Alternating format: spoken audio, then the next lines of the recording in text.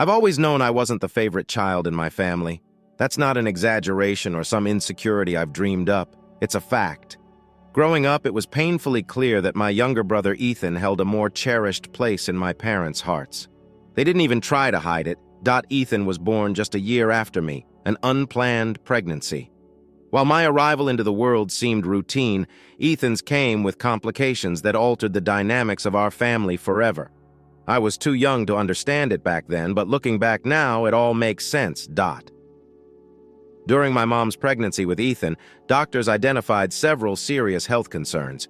It wasn't just a mild scare, but the kind that forces parents to weigh the unthinkable, whether to terminate the pregnancy. Ultimately, they decided to continue, bracing themselves for a long and difficult road. When Ethan was born, their fears materialized. He came into the world with critical heart defects that required immediate surgeries and months of hospital care.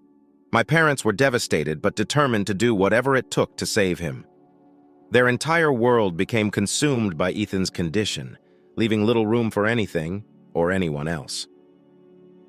I don't blame them for focusing on Ethan's health during those early days. I can't imagine the fear and guilt they must have felt. But while Ethan became their whole world, I was sidelined. During Ethan's hospital stays, I was sent to live with my grandparents. My parents were too overwhelmed to care for two kids, and, in their eyes, my grandparents could provide the stability I needed. At the time, I didn't fully grasp the implications of this decision. I was just a toddler, delighted to be doted on by my grandparents. My grandmother, a warm and patient woman, made me breakfast every morning, and we spent countless hours together baking cookies or gardening. My grandfather, a gentle and wise soul, took me to the park and read me bedtime stories.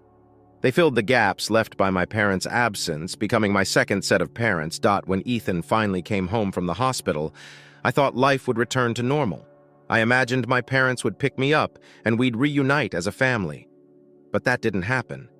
Instead, my mom, emotionally drained and still navigating Ethan's recovery, decided she wasn't ready to handle two children. My dad, buried under the financial strain of Ethan's medical bills, didn't intervene. My grandparents, ever supportive, agreed to keep me. They didn't protest, and honestly, I didn't either. I was still in a home filled with love and attention, something I had learned not to expect from my parents.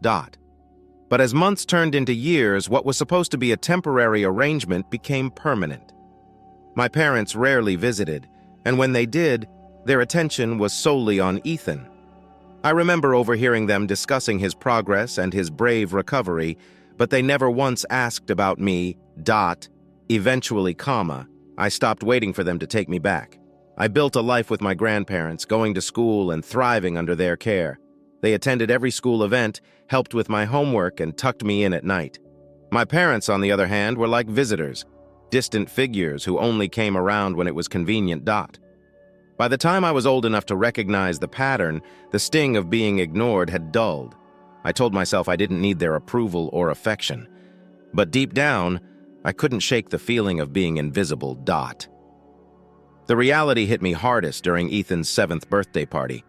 My grandparents took me along to the celebration, a grand event filled with family, friends, and neighbors. Ethan basked in the attention, surrounded by gifts, laughter, and my parents' endless praise. I stood on the sidelines watching it all unfold, a growing knot of jealousy tightening in my chest. It wasn't just that Ethan was being celebrated, it was that I never had been.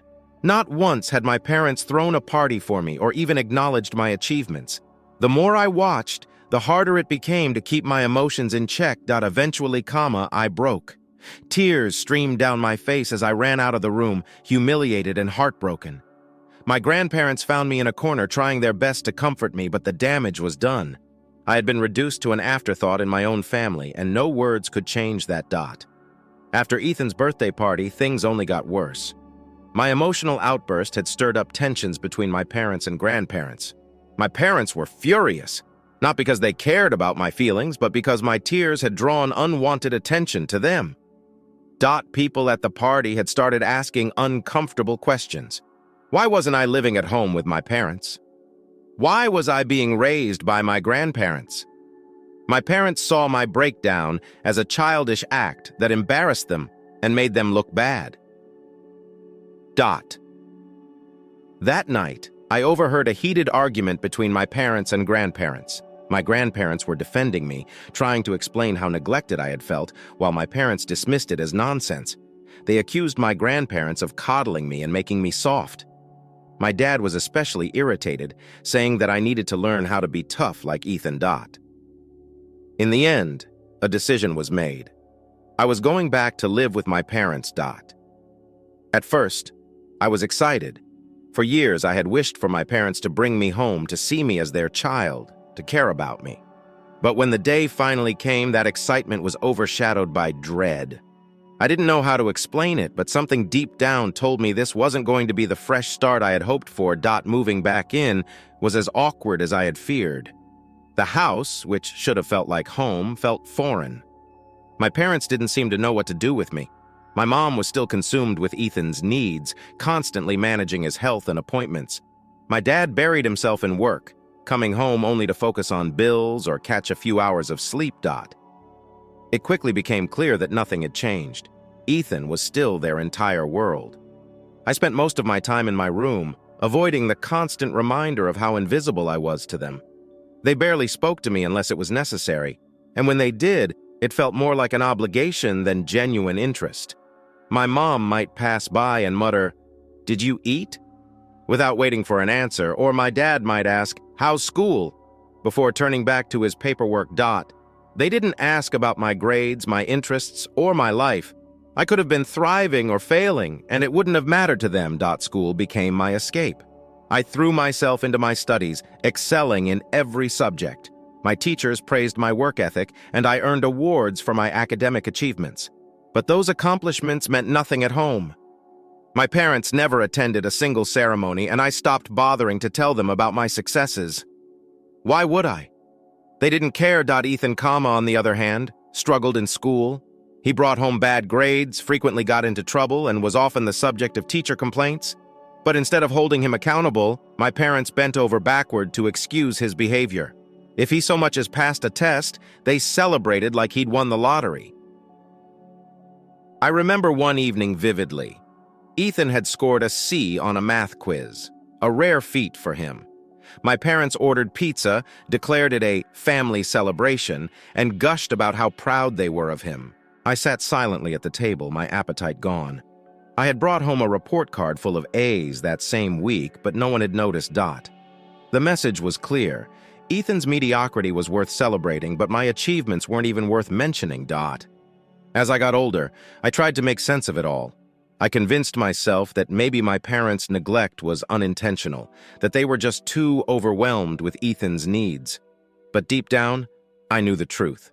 I had been relegated to the role of the other child, a supporting character in a story where Ethan was the star. When it came time to apply for college, I knew I couldn't rely on my parents for support. Still, I had to ask if they had saved anything for me.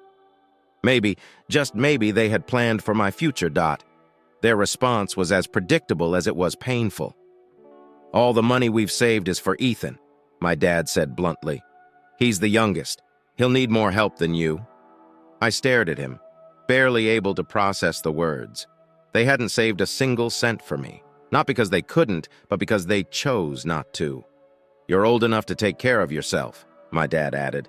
"We can help you apply for a loan if you need one, but you'll have to pay it off later." It wasn't just disappointing, it was soul-crushing. While other kids had parents cheering them on as they started their adult lives, mine were basically telling me, "You're on your own." I didn't cry in front of them. I refused to give them the satisfaction of seeing how much it hurt. But later that night, when I was alone in my room, the tears came in waves. Thankfully, my grandparents had always been one step ahead. Unknown to me, they had quietly set up a trust fund years ago, knowing that my parents wouldn't prioritize me. When they revealed it to me, I was overwhelmed with gratitude. The trust fund was enough to cover most of my college expenses, and for the first time in my life, I felt like someone believed in me. My grandparents saw my potential when my parents couldn't or wouldn't. But when my parents found out about the trust fund, their reaction wasn't what I expected. Instead of being happy for me, they immediately demanded to know if my grandparents had set up a similar fund for Ethan. When my grandparents explained that they had done it specifically for me because of how neglected I'd been, my parents were livid. They accused my grandparents of playing favorites and insisted that Ethan deserved just as much. The argument that followed was one of the worst I'd ever witnessed. My grandparents stood their ground, refusing to let my parents guilt them into giving up the fund. For the first time, someone had chosen me, and they weren't going to let my parents take that away. I'll never forget my grandfather's words during that fight. "We did this because she deserves a chance. You've always put Ethan first, and we won't let you take this away from her." It was a moment of validation I hadn't realized I needed. The fight between my parents and grandparents over the trust fund solidified something I'd always felt but never wanted to admit. I would never matter as much to my parents as Ethan did. They didn't see the trust fund as an opportunity for me. They saw it as something that should have gone to him. After my grandparents refused to give in, my parents turned their attention to me. They guilted me relentlessly, framing my decision to accept the trust fund as selfish. "You know how much your brother will need that money for his future," my mom said one night, cornering me in the living room. "We've always made sacrifices for Ethan, and you should too. He's your little brother." It was unbelievable. They wanted me to give up something that wasn't even theirs to demand. The trust fund was a gift from my grandparents who had made it clear that it was for me, specifically because I'd been overlooked for so long. I refused. "I'm not giving up the trust fund," I told them firmly. "You've spent your whole life putting Ethan first. This is the one thing I've been given that's just for me, and I'm not giving it away." My dad's face turned red with anger. "You're being selfish," he snapped. "Do you really want your brother to struggle because of your greed?" But I stood my ground. For the first time, I realized I didn't have to bend to their expectations. Their disapproval hurt, but it didn't break me. After that, my relationship with my parents became virtually non-existent. They stopped talking to me unless it was to demand something or criticize me. I moved out for college and rarely went back home. Even when I did, the visits were tense and awkward. My parents barely acknowledged me, and Ethan was always the center of attention. Ethan didn't seem to mind our parents' favoritism. Why would he? He thrived on it. When I left, it just meant he no longer had to share even a sliver of their attention. He never reached out to me while I was in college, not even once. The only people who truly cared about me were my grandparents. They called me regularly, sent me care packages, and encouraged me every step of the way. Without them, I don't know how I would have made it through those years. But life has a way of throwing curveballs, even when you think you found stability. During my third year of college, my grandfather passed away suddenly from a heart attack. His death shattered me.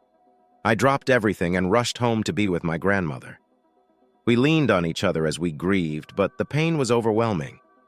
My grandfather had been more of a father to me than my dad ever was, and losing him felt like losing a piece of myself. During this time, something unexpected happened. My parents and Ethan reached out. My grandfather's death seemed to shake them in a way nothing else ever had. For the first time in years, we found ourselves coming together, united by our shared loss. I wanted to believe this was a turning point, that maybe my parents had finally realized how much they had neglected me. And for a while, it seemed like they had. My mom started calling me more often, asking about my classes and my life. My dad even sent a few texts checking in on me. It wasn't much, but it was more effort than they had ever shown before. I should have been happy, but part of me was cautious. I couldn't forget all the years of neglect, all the times they had chosen Ethan over me without a second thought. Still, I wanted to give them the benefit of the doubt. Maybe grief had opened their eyes. When I graduated from college, my parents actually showed up for the ceremony. It felt surreal to see them there, smiling and taking pictures as if they had been supportive all along. Afterward, we all went out for lunch, my parents, Ethan, my grandmother, and me. For the first time, I felt like part of the family. It wasn't perfect, but it was a start. Encouraged by this progress, I decided to take a big step. With my first real paycheck from a high-paying job, I wanted to do something special for my parents. I planned a surprise cruise for just the three of us, a chance to spend quality time together and make up for the years we had lost. I didn't want Ethan to feel left out, so I planned to buy him a gift later. But this cruise was supposed to be about me and my parents reconnecting. To announce the surprise, I invited them to dinner at a fancy restaurant. I didn't tell them why, only that I had something exciting to share. They seemed thrilled when I called, promising to be there on time. I arrived early, eager and nervous. The restaurant was beautiful, and I couldn't wait to see their reaction when I told them about the trip. But as the minutes ticked by, they didn't show. At first, I told myself they were just running late, traffic maybe, or some last-minute delay. But as 15 minutes turned into 30, then an hour, I started to realize the truth. I called them multiple times before my dad finally answered. His tone was casual, almost dismissive. "Sorry, we got held up," he said. "We found the perfect birthday gift for Ethan at the store, but your mom forgot her card, so we had to go back home to get it. Don't worry, we'll be there soon." I couldn't believe what I was hearing. They had spent the entire evening shopping for Ethan's birthday gift, completely forgetting about the dinner I had planned. And then, as if that wasn't enough, my dad had the audacity to ask, "Have you bought anything for your brother yet? His birthday's coming up, you know." That was it. Something inside me snapped. I hung up, paid for my meal, and left the restaurant. As I walked out of the restaurant that night, a mixture of anger and heartbreak churned inside me. I kept replaying my dad's words in my head.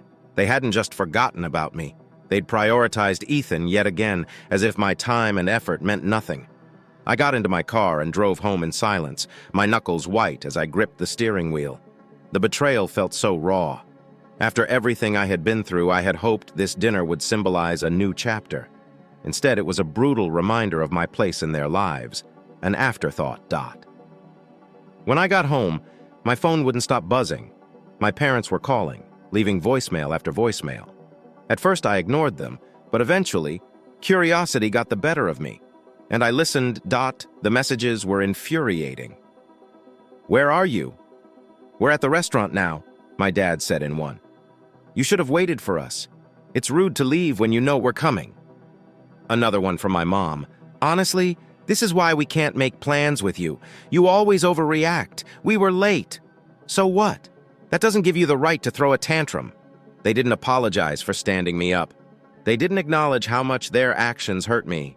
Instead, they turned the situation around, making it my fault for leaving. Later that night, my mom sent a string of texts that sent me over the edge. She accused me of being dramatic and selfish, saying that Ethan's birthday gift was more important than a random dinner I had planned. She even had the nerve to claim that my behavior was the reason they had never prioritized me. "It's not our fault you're so hot-headed and difficult," she wrote. "You need to grow up and stop acting like a spoiled child." Reading those words, I felt a familiar wave of hurt and anger. No matter what I did, they always found a way to make me the villain. I had gone out of my way to plan something special, only to be met with the same disregard I had experienced my entire life. I blocked her number without replying. The next morning, I woke up to a message from Ethan. My parents had apparently filled him in on what happened, and unsurprisingly, he sided with them. "They're really disappointed in you," Ethan wrote. "You should have waited for them instead of storming off. It was just a dinner. You're blowing this way out of proportion." Then came the kicker. "By the way, are you coming to my birthday party? Mom and Dad said you should apologize to them there." I stared at my phone in disbelief. Apologize? To them? For what? For daring to ask for one night of their attention? For expecting to matter, even just a little? I replied, telling Ethan I wouldn't be attending his party and that my relationship with our parents was none of his business. He tried to argue, but I shut him down. "I'm done," I told him. "This isn't about you, and it never was. Leave me alone." And that's exactly what I did. I left them all behind. Over the next few weeks, I made the decision to cut my parents and Ethan out of my life entirely. I blocked their numbers and deleted them from my social media.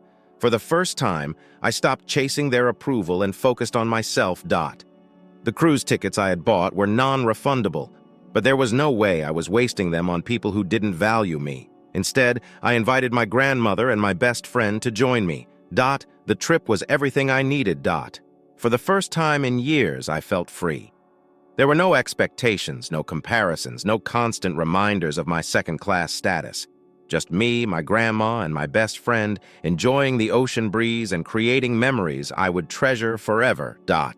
When I posted a few photos from the trip on Facebook, I forgot to block my parents. It didn't take long for the backlash to begin. My dad messaged me, furious that I had taken my grandmother on the cruise instead of inviting them. "You're so selfish," he wrote. "Your mom is devastated that you blocked her. This childish behavior has to stop. We're your parents and you need to show some respect." Respect. That word stung. Where was their respect for me all those years? Where was their respect when I needed them most? I didn't reply. A few weeks later, my mom sent an email because I had blocked her everywhere else. She blamed me for punishing them, saying I needed therapy to get over my childish grudge. She painted herself as the victim, completely ignoring the years of neglect and favoritism that had led to this point. Her words didn't hurt me anymore. If anything, they solidified my decision to cut ties. For the first time in my life, I felt at peace. I surrounded myself with people who genuinely cared about me. Friends, co-workers, and of course, my grandmother. She remained my rock, supporting me in ways my parents never could. I realized that family isn't always defined by blood. Sometimes it's the people who show up for you, who see your worth, and who love you unconditionally. Cutting off my parents and Ethan wasn't easy, but it was necessary.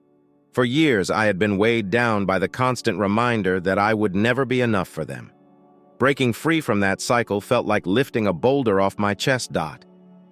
In the months that followed, my life changed in ways I hadn't anticipated. With my parents no longer in the picture, I had the space to focus on myself. For once, my priorities weren't dictated by their expectations or demands. I threw myself into work, excelling in my new job and building a life I could be proud of. My boss recognized my dedication, and for the first time, I felt valued in a way that had always eluded me at home. I made new friends too, people who celebrated my successes and lifted me up instead of tearing me down. Most importantly, my relationship with my grandmother grew even stronger. She was my unwavering support, my biggest cheerleader, and the only family member who had ever truly seen me. We spent weekends together, cooking, talking, and planning future trips. But as much as I tried to leave the past behind, my parents wouldn't let go. It started with a few emails and voicemails, messages from my mom and dad claiming they wanted to fix things but laced with blame and manipulation. My mom said I was being cruel for cutting them off, while my dad insisted I needed to let the past go and stop making them out to be the villains. They didn't understand, or refused to understand, that this wasn't about revenge or holding a grudge. It was about self-preservation. I couldn't keep pouring myself into a relationship that only drained me. Then came the guilt trips. Ethan reached out again, urging me to reconnect with our parents. "They miss you," he said. "They're trying. Can't you at least meet them halfway?" I didn't respond. What Ethan didn't understand or didn't want to understand was that their version of trying had always come with strings attached. They didn't miss me. They missed the idea of me, the child who was supposed to fall in line and make their lives easier. A month later, I learned through mutual acquaintances that Ethan's birthday party had been a disaster. My parents had apparently spent most of the event complaining about my disrespect and lamenting how I had abandoned the family. Hearing that only reinforced my decision to keep my distance. The turning point came a few months later when my grandmother and I took another trip together. This time, we visited a small coastal town she had always dreamed of seeing. Watching her light up as she explored the beach and sampled local food made me realize how much joy I could find in these simple moments. Joy that didn't depend on my parents' approval. I posted a few pictures from the trip online, forgetting once again to block my parents. The backlash was immediate. My dad sent a long, angry message, accusing me of replacing them with my grandmother and calling me selfish for excluding Ethan. I didn't even bother reading the whole message. I deleted it and finally blocked them on every platform. For the first time, I felt truly free. The absence of my parents in my life created room for things I had never experienced before: peace, stability, and genuine happiness. I stopped feeling the need to prove myself to people who didn't care and started focusing on the relationships that truly mattered. Even so, a part of me still wished things had been different. I wished my parents had been capable of seeing me for who I was and of loving me unconditionally the way parents should. But I had to accept that some things can't be changed. Family isn't about obligation, it's about love, respect, and mutual effort. And sometimes the family you build is stronger than the one you're born into. Years later, I rarely think about my parents. I've moved on, surrounding myself with people who genuinely care about me. My grandmother remains my closest family, and I treasure every moment we spend together. As for Ethan, I hope he's doing well. I don't harbor resentment toward him anymore. He's as much a product of our parents' favoritism as I was of their neglect. But that doesn't mean I need him in my life. My story doesn't end with reconciliation, and that's okay. It ends with peace, with learning to let go of the people who hurt me and embracing the ones who lift me up. And for the first time in my life, I'm finally free to be me. Story 2. Okay, I'll go ahead. Adam, a 42-year-old man, wed my wife Sarah when her 22-year-old daughter Emma was just 5 years old. Since she is now an adult, I have essentially been a part of her childhood and early adulthood. Though at best erratic, her biological father, let's call him Dave, was always sort of involved. Every now and again, he would interrupt with a birthday present or make lofty promises that he had broken. And to be honest, I was the one who had to pick up the pieces when he disappointed her. I made every effort to be a dependable father figure for Emma as soon as I was married to Sarah. I purchased her first bike, paid for her school tuition, brought her to the doctor, and all the other usual awful things. In many respects, I also make an effort to provide her with the emotional support that Dave was unable to provide. I wanted her to know that she could always count on me, even if her real father wasn't there. Even if I'm not flawless, I believed that I was trustworthy. Please understand that I never attempted to take Dave's position in Emma's life. I accepted that he was her biological father and hoped he would eventually become more engaged. However, as time passed, it became evident that he would not change, and I made an effort to accept this for Emma's sake. Since Emma was always a little more aloof from me, it was really a little painful. Despite the fact that her parents split before I was even involved, she appeared to have some sort of grudge, as if she believed I was the cause of their separation. However, I lowered my head and concentrated on supporting her. She was under no obligation to like or even love me. I just wanted to let her know I was there and that she felt supported. We had our happy times, holidays, birthdays, and family vacations. And occasionally I felt like we were actually moving forward. She dropped her guard and occasionally even called me Dad. Those times meant a lot to me, but I would always try not to worry too much about it. I realize now that I may have been overly naive. I sincerely believed that my years of attendance would be rewarded. Finally. But as Emma grew older, our relationship evolved. It seemed as though she suddenly changed her perception of me from being merely Mom's spouse to something far more unfavorable. All of a sudden, I was the stepfather in every aspect, and not in a positive one. She became overtly antagonistic at the age of 13 or 14, or early adolescence.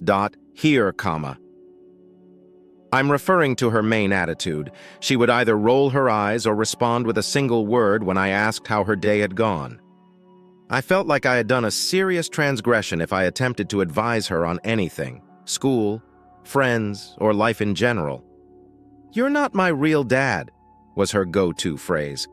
"Why are you concerned then?" If I claimed that didn't smell, I would be lying. She simply tossed it back in my face for a while, even though I was giving this child my whole attention and time, treating her like my own daughter. I assumed it was simply the typical turmoil that comes with growing up or adolescent rebellion. I made an effort to ignore it. But as time passed, it became evident that it wasn't a passing fad. It was more intimate and profound. Around her 16th birthday, she received the actual stomach blow. Even though I'd paid for it and planned the entire event with Sarah, she informed me up front that she didn't want me at her party. Her statement that it was a family matter nearly destroyed my heart at the time. I had a sense of alienation. Although my wife was understanding, I didn't want to press my sentiments on her because she was also going through a difficult time.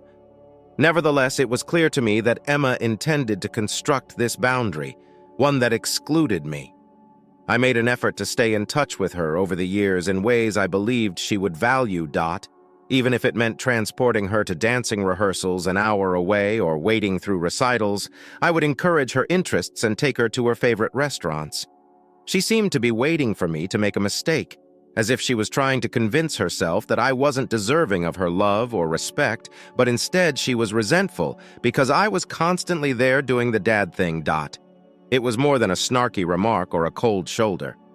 She would say things that seemed more intended to cause pain, as though she understood just how to undermine me. She would respond, "You're just trying too hard," or I wouldn't have been forced to do it by my true father.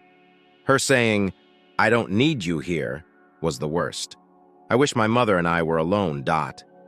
She obviously didn't want me involved. She didn't want it, regardless of how hard I tried to please her or show up, and it seemed to become worse the more I tried. I once suggested family counseling, but she dismissed my suggestion with a grin and said, "I don't need therapy to deal with you. To realize that you're not my father, you need therapy." That one was painful.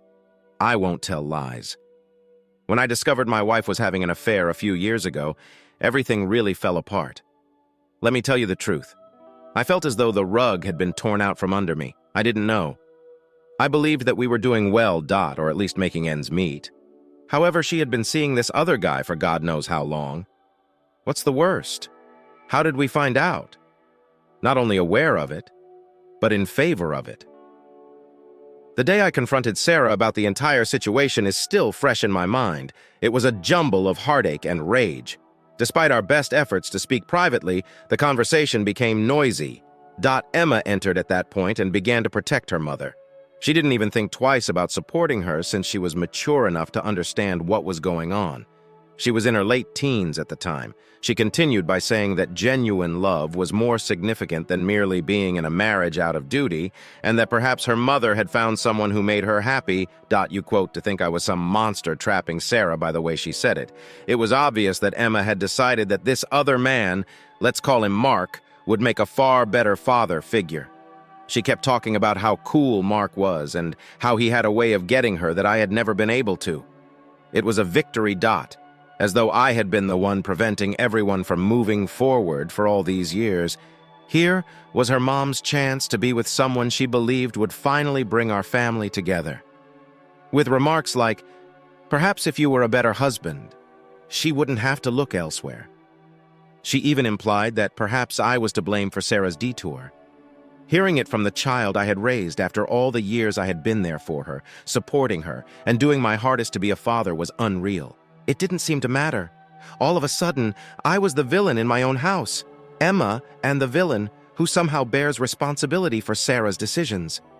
She rubbed it in without hesitation. To be honest, I made an effort to work with Sarah. I didn't want to destroy the family, whether you call me desperate or naive. We attempted to patch things up, went to therapy, and had lengthy conversations, but it was obvious that Sarah's heart was elsewhere. Emma went out of her way to tell me that she believed I was the issue, which made it much more difficult. Even in front of me, she spoke about how wonderful Mark was, as if she was waiting for me to notice and move away. She would remark things like, "It would be nice to have someone around who actually listens," or, "Mark really knows how to have fun." It was like 1,000 little daggers, each one more deliberate than the one before it. Eventually, I was at my breaking point. I was emotionally spent, in the mind, name it, attempting to maintain a marriage with a lady who disliked me. Additionally, I had a stepdaughter who believed I was the enemy. It was excessive. At last, I made the decision to leave the house. It was the only way I could maintain my sanity, even though it was one of the most difficult choices I've ever had to make. I had to go. Not just for myself, but also so that I could breathe normally once more without feeling as though I was being choked in my own house. After I departed, things didn't quite go as Emma and her mother likely had in mind. Fast forward a few years. In the end, they moved in with Mark. They initially pretended that it was some sort of dream existence. As if I had never been a part of it, Emma would share on social media how happy they were and how fortunate she was to have a true family again. It hurt a little, but I generally ignored it. But I wasn't shocked. Since they seemed to believe that I was the main bad guy in this whole thing, I assumed she would want to present the situation in the best possible light. However, reality has a humorous way of catching up with you. Mark wasn't exactly the hero, as it turned out. Emma assumed that he would be for one. That fun guy she admired soon began to appear less cool and more reckless due to his unstable finances. Every few months, he would switch jobs, and when he did, he would constantly waste money on unnecessary items. After being the daddy's girl in Emma's eyes, she abruptly realized that Mark wasn't who he seemed. I'm hoping to hear tidbits about this incident from locals and common connections.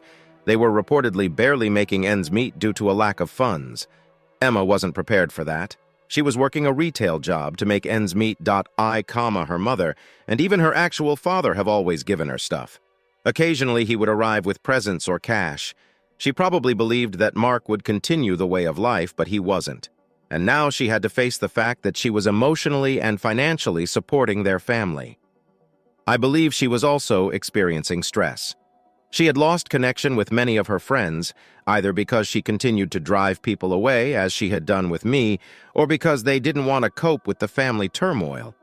I also heard that she and her mother were having a tense relationship. Perhaps as a result of her own regrets or the stress of attempting to maintain her relationship with Mark, Sarah had grown somewhat more aloof. Sarah was no longer giving Emma the same support or care, and I suppose she was coming to terms with the fact that her family life with Mark wasn't the idyllic arrangement she had previously championed. And then there's Dave, the biological father. He has yet to be located. That should come as no surprise. He's always been the type of person who shows up when it suits him. However, he vanishes when things become difficult. Emma was therefore stranded. She didn't have a solid family life or a true father figure.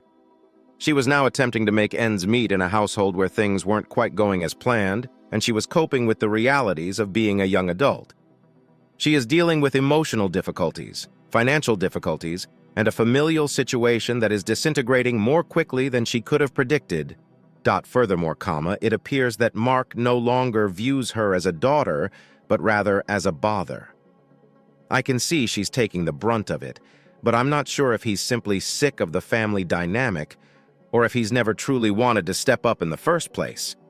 In an attempt to win their sympathies, she has even gone out to a few of their common acquaintances, describing how difficult things have become and how she has had to mature quickly. Ironically, she refused to participate in my attempts to prepare her for the real world while I was there. Now that she's confronting it directly, it seems to be having a significant impact on her. So you can only imagine how shocked I was when Emma unexpectedly texted me to ask to meet up. I initially believed that she could have reached her lowest point and required guidance. Or perhaps she had no one else to turn to in an emergency. Since I had left, we had not communicated much. Only a few kind texts were sent around the holidays, and even those felt rushed. However, out of curiosity and perhaps a little of that paternal guilt that never quite goes away, she asked if we might get coffee together. I concurred. I was a little anxious when I arrived at the coffee shop, but I was also interested in what was so urgent.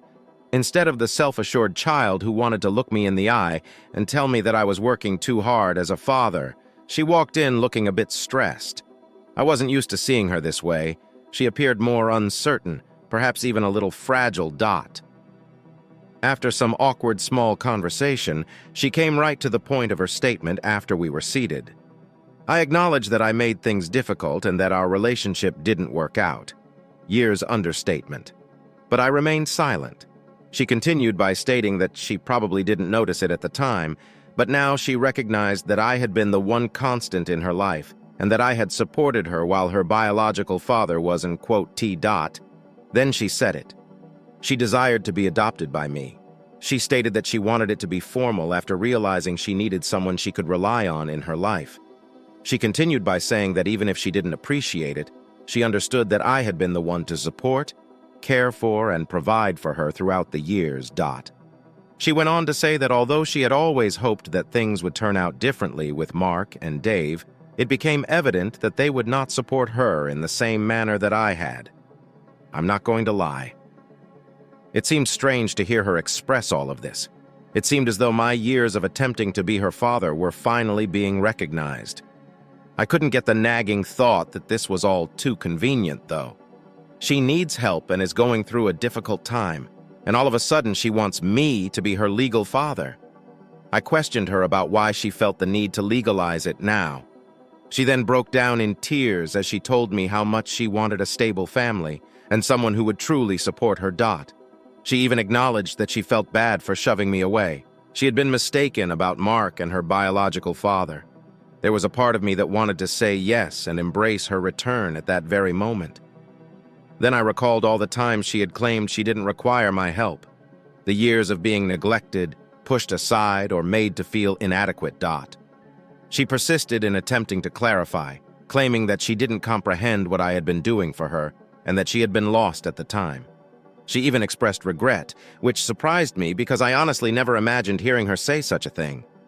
Although she blamed herself for erecting barriers and claimed to be screwed up from all the family turmoil, the way she said it still seemed strange. She seemed to be trying to hide the fact that she had made my life quite difficult. There were times when it seemed almost like she was requesting a second chance without completely appreciating the harm that had been done. Although I could see that she was truly having difficulties, I couldn't get rid of the thought that this was more about what I could do for her now that she was in a difficult situation, and the possibility of adopting her because Mark wasn't working out. I wasn't comfortable with it. In order to formally claim her as my own, she was requesting that I make a significant emotional commitment to her. Was it, however, because she viewed me as her father or as a backup? I felt sorry for her as she sat there because I could see the despair in her eyes, yet I was conflicted. This wasn't a simple sorry, let's go scenario. Both parties endured years of suffering, rejection, and betrayal. I told her I would give it some thought, but to be honest, I wasn't sure I could follow through. I felt like my mind was performing backflips for the following 2 days after our chat. I kept repeating what she had said, how she felt bad about how she had treated me, how she had changed her mind and wanted me to adopt her. How she came to understand that I was the only biological father she had ever known. I'll confess that I was tempted. For a long time, I wanted to hear her utter those things, and I had a part of me that thought this was her way of finally thanking me for everything I've done for her. However, I couldn't deny the uneasy sensation that this abrupt change of heart wasn't entirely sincere. I couldn't get rid of the feeling that this was more about security than genuine affection, more about ease than love. The only thing that sprang to mind when she begged me to adopt her was the years I had been treated like an alien.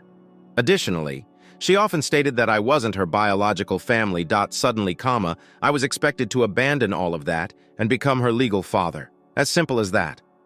After leaving, I had put a lot of effort into rebuilding my life, and I didn't think I could disregard all of it simply because she was finally having difficulties. I so decided to decline. As tactfully as possible, I informed her that I didn't believe adopting her would be in our best interests. As much as I'd always wanted to support her, I explained. Now it didn't feel real to adopt her. For my own mental health and to honor the limits I've had to establish, I informed her that I needed to draw a line. I didn't want to be the backup plan or the second choice after everything that transpired. Dad.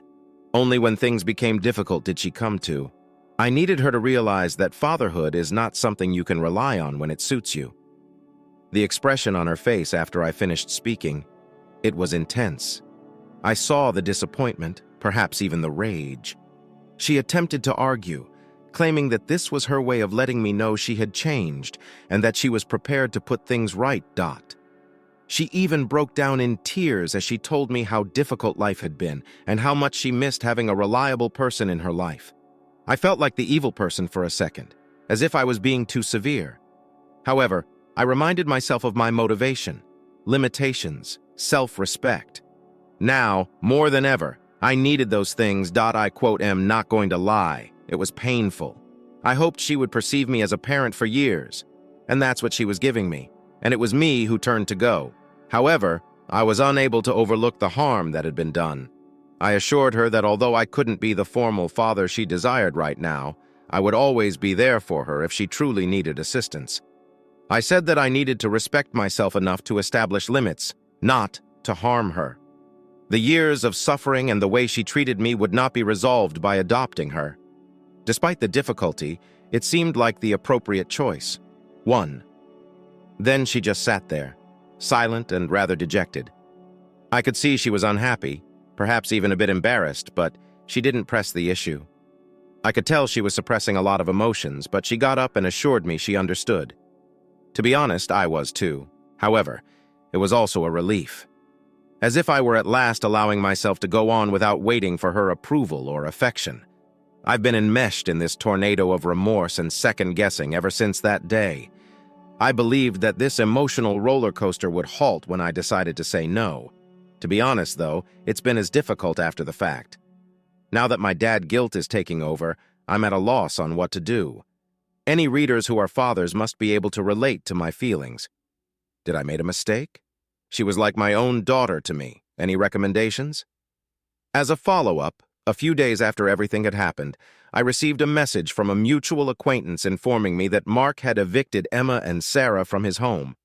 The whole perfect family facade seemed to have fallen apart when Emma strayed on her boyfriend, and Mark discovered irony, huh? I assumed this man would be Emma's biological father, and he was unable to cope when things became difficult. I guess when things became rough, that delightful guy she idolized wasn't as devoted or fatherly as she had thought. Both of them are currently staying at Sarah's cousin's house. I suppose the tables have completely flipped because they don't really have somewhere to go at this point. Since Sarah's cousin's apartment isn't particularly roomy, it's only a stopgap measure while they try to decide what to do next. Emma calls me again right when I think I've heard the last of it. She asks if she may live with me as she says she needs a place to stay. She begins by saying that she's been having a difficult time, that she just needs some stability at the moment, and that she feels like she can only talk to me. You will always be there for me, she said again. It might have had a different impact a few years ago, but I figured it out by now. She only contacted me regarding the adoption since she was aware that it was imminent. She was aware that her relationship with Mark was deteriorating, and she most likely understood that she would eventually require support from someone. I believe she was attempting to prepare her safety net beforehand. I hung up the phone after telling her no, it's depressing. I sincerely hope she realizes that a true relationship, especially with family, isn't about who is there for you in times of need. It's about supporting one another even in times of prosperity and valuing those connections continuously, not just when it's convenient for you. Even while I feel sorry for her, I can't deny that she's only returning because she has nowhere else to go. She doesn't sincerely want to mend our relationship. Hello, everyone. Even though it has only been a week since my last post, I still need to provide some developments. Therefore, Emma virtually begged me to let her stay at my door, even though I had told her no about moving in. To be honest, I had no idea how to respond to that. She revealed to me that her mother had thrown her out when I questioned why she wasn't staying with her. I was surprised. I felt as like I was living in a soap show as this whole thing was rapidly coming apart. I realized she was a little girl, afraid and disoriented, and it was late at night. A sliver of empathy began to seep into me. She had to depart early in the morning, but I let her to stay the night. Though I remained resolute in my boundaries, I assumed that would provide her with a place to stay for the night. I awoke the following morning to the aroma of food filling the home. It felt a little unreal to hear her moving around in the kitchen. It seemed weird to attempt to prepare breakfast as if we were a happy family after everything we've gone through and seeing her in my personal space. I just took an apple out of the refrigerator and told her she had to go in an hour because I didn't want to be sucked into some kind of illusion about home happiness. I felt horrible, but I must not back down. Emma made an effort to plead and beseech me, but I could tell that I was growing impatient. I withdrew back into my room after telling her that I wanted some privacy. I kept mentally reliving the incident. Was I being too severe? At the very least, should I have allowed her to remain for a few days? However, I already knew the solution. When things went hard for her, I didn't want to give her the impression that she could just come back into my life. She was gone when I eventually returned down later to see how she was doing. I also saw that her belongings were gone. Everything she had taken with her was gone. Perhaps she only went outside for a little while, I reasoned. However, upon surveying the area, I discovered that she had packed everything and departed without bidding farewell. At first, I wasn't sure how to feel about it, but I was relieved. Right now, I didn't need this. I was going about my day as usual. Hello, everyone. I want to start by saying how much I appreciate all of your support and comments. I sincerely thank everyone who took the time to share their stories and ideas. It's been quite the journey. There aren't many significant developments, but I was able to find out more about Emma and Sarah's situation. As it happens, Emma was able to find a roommate with a buddy. That she's working to make ends meet and isn't entirely homeless makes me very happy. It's wonderful to hear that her new living arrangement has helped her get back on her feet somewhat. Even if it wasn't with me, I always hoped she would find a nurturing setting. Sarah, meantime, is still at her cousin's house. I'm happy they have one another at this difficult time. They appear to be depending on their friends and family to help them work things out, which is a good thing. A mutual buddy informed me that Dave ultimately provided her with some assistance. Based on my understanding, he was able to provide her with some financial assistance and even assisted her in locating a part-time work in the area. All I can hope for is that she's choosing wisely this time and surrounds herself with people who actually care about her welfare. I am feeling a lot of emotions as a result of this news. On the one hand, I'm glad Emma is receiving the support she requires. Even while I know I'm not her rescuer, it's difficult not to feel a feeling of obligation for her. I now see how drastically my role in her life has altered. I had to come to terms with the fact that I couldn't be the father she needed, even though I really wanted to be. Watch this space for more tales from our journey connections.